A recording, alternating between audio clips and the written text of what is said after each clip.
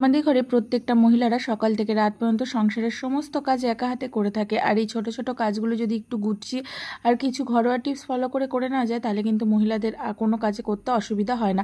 সেরকমই আজকে কিছু ঘরোয়া টিপস নিয়ে চলে এসেছি, যেটা নাকি তোমাদের নিত্য দৈনন্দিন জীবনে অনেকটা কাজে লাগবে। চলো বন্ধুরা, শুরু করা যাক। নমস্কার বন্ধুরা, আমি অঙ্কিতা। আমার অঙ্কিতা গল্পকথা চ্যানেলে তোমাদের অনেক অনেক স্বাগত জানাই। তো বন্ধুরা, চলে এসেছি প্রথম টিপসে। আমরা প্রত্যেকটা মহিলারা, বেশিরভাগ মহিলারাই কি হয়, রান্নাঘরে রান্না করতে করতে আমরা বিভিন্ন সিরিয়াল বা গান বা বিভিন্ন কার্টুন বা যে কোনো জিনিস আমরা কিন্তু দেখতে পছন্দ করি। আর মোবাইলটাকে কিন্তু এইভাবে কিচেন স্ল্যাবের উপর রেখে দিই বা এইভাবে দাঁড় করিয়ে দিই। এবার দেখা যায় যে আমাদের ভুলবশত অনেক সময় মোবাইলটা কিন্তু বারবার এই স্ল্যাবের উপরে পড়তে থাকে, যদি আমরা এইভাবে খাড়া করে রাখি। তো সেক্ষেত্রে কিন্তু মোবাইলটা কিন্তু একটা ড্যামেজ হয়ে যাওয়ার সম্ভাবনা থাকে। তো সেক্ষেত্রে বন্ধুরা কী করব, আমরা মহিলারা কিন্তু এরকম চুল বাঁধার জন্য বিভিন্ন রকম এরকম কাটা ক্লিপ ইউজ করে থাকি। আর এই কাটা ক্লিপ যদি তোমাদের ঘরে থেকে যায়, তাহলে সেই কাটা ক্লিপ দিয়ে কিন্তু তোমরা একটা স্ট্যান্ড বানিয়ে নিতে পারবে। কি করবে, এরকম দুটো কাটা ক্লিপ, একটা কাটা ক্লিপ দিয়েই হয়, তো আমি সেফটির জন্য দুটো কাটা ক্লিপ দিয়ে দেখাচ্ছি। আর যেহেতু কাটা ক্লিপগুলো একটু ছোট, তাই তো এখানে দেখো দুই পাশে দুটো কাটা ক্লিপ এভাবে লাগিয়ে নিয়েছি। আর লাগিয়ে নিয়ে সুন্দরভাবে কিন্তু এখানে একটা মোবাইলটাকে দাঁড় করিয়ে দিতে পারছি। এর ফলে কিন্তু মোবাইলটা নাড়া রাখলেও তোমাদের পড়ে যাবে না, আর তোমরা নিজেদের মতো কিন্তু মোবাইলটাকে এদিক ওদিকে ঘোরাতেও পারবে। আর সেক্ষেত্রে কিন্তু ভয় পাওয়ার কোনো দরকার নেই। যেরকম স্ট্যান্ড আমরা দোকান থেকে কিনে এনে মোবাইল ব্যবহার করি, সেরকমই কিন্তু এরকম ক্লিপের সাহায্যে আমরা ঘরে এরকম মোবাইল স্ট্যান্ড বানিয়ে নিতে পারবো। হলো না বন্ধুরা একটা ইউজফুল টিপস? টিপসটা ভালো লাগলে অবশ্যই একটা লাইক করে দিও। চলে যাচ্ছি পরবর্তী টিপসে। আমরা যখন কোথাও ঘুরতে যাই, তখন কি হয়, আমরা কিন্তু দাঁত ব্রাশ করার জন্য এরকম বাড়ি থেকে ব্রাশ নিয়ে যাই। আর এই ব্রাশগুলো কি হয়, এক জায়গায় যদি আমরা নিয়ে যাই, তাহলে কি হয়, একটার সঙ্গে আরেকটা ব্রাশ এরকম লেগে যায়, মানে মুখের সঙ্গে লেগে যায় ব্রাশের সাথে। আর সেক্ষেত্রে কিন্তু দেখো, একজনের মুখের জার্মস আর একজনের মুখে কিন্তু এইভাবেই ছড়ায়, রোগ ব্যাধি এইভাবেই ছড়ায়। তো বন্ধুরা কি করব, আমরা যখনই কোথাও ঘুরতে যাব, এই ছোট্ট টিপসটা মেনে চলবো, তাহলে কিন্তু কোনো রকম অসুবিধাও হবে না। আর আমরা এক জায়গায় কিন্তু সমস্ত ব্রাশগুলো পেয়ে যাব, কেননা অনেক সময় কি হয়, আলগাভাবে রাখলে ব্রাশগুলো কিন্তু ছড়িয়ে ছিটিয়েও যায়। তো দেখো, এখানে একটা প্লাস্টিক নিয়ে নিয়েছি। আর প্লাস্টিকটাকে দেখো এরকম বারবার মুড়িয়ে মুড়িয়ে, মানে একটা করে মুড়াচ্ছি, মুড়িয়ে মুড়িয়ে কিন্তু এইভাবে প্লাস্টিকটাকে ভাঁজ করে নিচ্ছি তার মধ্যে ব্রাশগুলো দিয়ে। তারপরে একটা গার্ডারের সাহায্যে দেখো এইভাবে আমি পেঁচিয়ে নিচ্ছি। তা খুব সুন্দরভাবে এটা কিন্তু আমার থেকে গেল। এবং একটা জায়গাতে ব্যাগের যে কোনো একটা সাইড এরকম রেখে দাও, আর একবারে কিন্তু সমস্ত ব্রাশ তোমরা হাতেও পাবে, প্লাস কোনো জার্মসও কিন্তু ছড়াবে না, যেহেতু ব্রাশগুলোর মাথাটা প্লাস্টিক দিয়ে আটকানো আছে। টিপসটা কেমন লাগলো জানাতে ভুলবে না। চলে যাচ্ছি পরবর্তী টিপসে। আমরা রান্নাঘরে কিন্তু এরকম মশলাপাতি রেখে থাকি, বা কোনো কৌটোর মধ্যে এরকম ছাতু বা কোনো খাবার জাতীয় জিনিস কিন্তু আমরা রেখে থাকি, বা চিনির এরকম কৌটোগুলো থাকে। তো এগুলো কি হয়, যদি দেখা যায় কোনো রকমে এরকম ঢাকনা লুজ থাকে, সেক্ষেত্রে কিন্তু এর ভেতরে ছোট ছোট যে আরশোলা বা পোকামাকড়গুলো আছে, সেগুলো কিন্তু এরকম ভেতরে ঢুকে যায়। বিশেষ করে এই যে ছাতু, চিনি বা কোনো খাবারের জিনিসে কিন্তু এটা বেশিরভাগ দেখা যায়, লক্ষ্য করা যায়। বিশেষ করে পিঁপড়ে দেখবে এর গা বেয়ে যদি একবার স্বাদ পায়, তাহলে কিন্তু গা বেয়ে এরকম উঠে যায়। আর ঠিক ওরা কিন্তু এরকম মাথা দিয়ে কিন্তু ঢুকে যায়। তো বন্ধুরা কি করব, এরকম কৌটের মধ্যে যখন আমরা কোনো খাবার রাখবো, তখন কিন্তু একটা ছোট্ট কাজ করব। তার জন্য দেখো, এখানে আমি টিস্যু পেপার নিয়ে নিয়েছি। আর টিস্যু পেপারটার মধ্যে সামান্য পরিমাণ ভিনিগার লাগিয়ে দিলাম।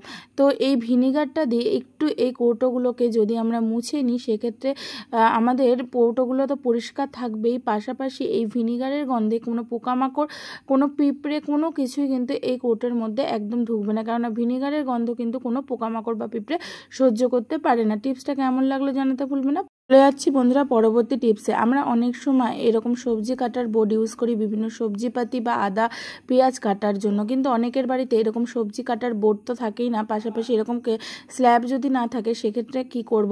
আর জানোই তোমরা, ডাইরেক্ট যদি স্ল্যাবে আমরা কাটাকাটি করি, তাহলে সেক্ষেত্রে চাকুর ধারটা কিন্তু কমে যায়। তো অনেক সময় আমাদের বাড়িতে বার্থডে পার্টি বা অ্যানিভার্সারি পার্টিতে এরকম কেক আনা হয়, আর সেই কেকটা খাওয়ার পর কিন্তু এই যে কেকটা যে ট্রেটার উপরে থাকে, সেটা কিন্তু সেই বোর্ডটা কিন্তু আমরা ফেলে দিই। তো এবার থেকে এই কেকের বোর্ডটা আমরা ফেলবো না, যে কোনো এরকম কেক আসলে কিন্তু এই বোর্ডটা আমরা রেখে দেবো। তাহলে কি হবে বলো তো, এই বোর্ডের উপরে রেখেই আমরা বিভিন্ন সবজিপাতি কেটে নিতে পারবো। এর জন্য আলাদা করে আমাদের সবজি কাটার জন্য বোর্ড কিনে আনতে হবে না। আর এটা কিন্তু আমরা ধুতেও পারবো। তো হলো না বন্ধুরা একটা ইউজফুল টিপস। টিপসটা ভালো লাগলে লাইক করো। চলে যাচ্ছি পরবর্তী টিপসে। আমরা যখন এরকম আদা বাটার যে ঘষনি আমরা ইউজ করি, তো ঘষতে ঘষতে দেখা যায় একটা সময় গিয়ে এই যে ঘষনিটা আছে সেটা প্রচণ্ড পরিমাণে ময়লা হয়েছে এবং ঠিকঠাক এটা না মাজার কারণে কিন্তু এরকম লালচে লালচে দাগ হয়ে গেছে। তো বন্ধুরা আমরা কিন্তু একটা সহজ উপায়ে এটাকে খুব ডিপ ক্লিনিং করে নিতে পারবো। দেখতেই পারছো এটা কতটা পরিমাণ ময়লা হয়েছে। এবার বন্ধুরা এটা কিভাবে পরিষ্কার করব, তার জন্য এটা যদি তোমরা মাসে একবার করে নিতে পারো তাহলে কিন্তু তোমাদের এই ঘষনিগুলো একদম নতুনের মতো চকচকে থাকে আর খুব বেশি কিন্তু নোংরাও হয় না, কেননা এগুলো কিন্তু ভালোভাবে সবসময় মাজা সম্ভব হয় না। তো বেকিং সোডা দিয়ে নিচ্ছি এখানে 1 চামচ পরিমাণ, আর দিয়ে নিচ্ছি কিছুটা পরিমাণ লবণ, আর তার মধ্যে দিয়ে দিচ্ছি একদম ফুটন্ত গরম জল। হ্যাঁ বন্ধুরা, এখানে আমি ফুটন্ত গরম জলই কিন্তু ব্যবহার করছি, সেটা ধোয়া ওঠা দেখে কিন্তু তোমরা বুঝতে পারছো। তো দেখো এই গামলাটার মধ্যে যেহেতু আমার এই ইয়েটা আটছিল না, মানে এই যে ঘষনিটা আটছিল না, তাই আমি এখানে একটা ছড়ানো থালা ইউজ করেছি। সেই থালাটার মধ্যে কিন্তু আমি এই ইয়েটা মানে এই যে ঘষনিটা এটা পুরো ডুবিয়ে রাখলাম, আর এর মধ্যে দিয়ে দিলাম 2 মুটকি সমান আমি ভিনিগার। এরপরে কিছুক্ষণ রাখার পর একটু আমি হালকা হাতে একটু ব্রাশ দিয়ে ঘষে দিলাম, যাতে করে না মানে এই আলগা যে ময়লাগুলো সেগুলো যাতে উঠে যায় আর দাগগুলো যাতে একটু উঠে যায়। তো দেখো এখানে আমি একটু ভিম বার নিয়ে কিন্তু আমি একটুখানি ঘষে দিলাম, তারপরে আমি কিছুক্ষণ রেখে দেব।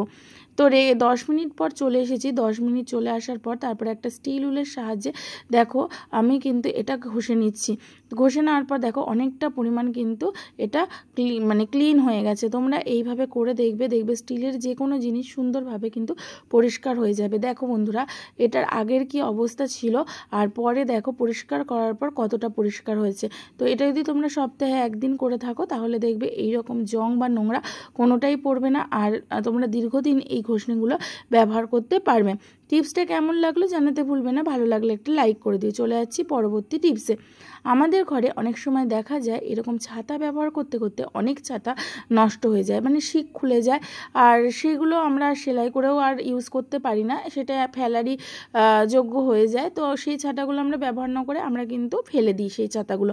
তো এবার থেকে যদি ঘরে এরকম কোনো পুরনো ছাতা থাকে তাহলে কিন্তু সেটা ভুল করেও ফেলবো না, কেননা এটা দিয়ে একটা আমরা ছোট্ট টিপস করে নিতে পারবো। সেটা কি দেখো, তো এই যে ছাতাটাকে দেখতে পারছো এই ছাতাটা কিন্তু বহু পুরনো, আর এটা কিন্তু এখন আমরা কেউই ব্যবহার করি না। তো এটা দেখো আমাদের যেহেতু এখন কম বেশি বৃষ্টি হচ্ছে সেহেতু জামা কাপড় মেলার কিন্তু একটা হিউজ জায়গা লাগে। তো দেখতেই পারছো পুরো তারে আমার জামা কাপড় মেলা আছে, প্লাস আমার চেয়ারেও দেখো কতগুলো ভেজা জামা কাপড় রয়েছে। তো সেটা আমি মেলবো কোথায়, তাই না? তো এই ভেজা জামা কাপড়গুলো এইভাবেও রাখতে পারবো না। তো দেখো ছাতাটাকে একটা হ্যাঙ্গারের সাহায্যে এইভাবে খুলে দিয়েছি। খুলে দিয়ে দেখো এই যে পেছনের যে অংশটা সেখানে কিন্তু অনেকটা জায়গা হচ্ছে।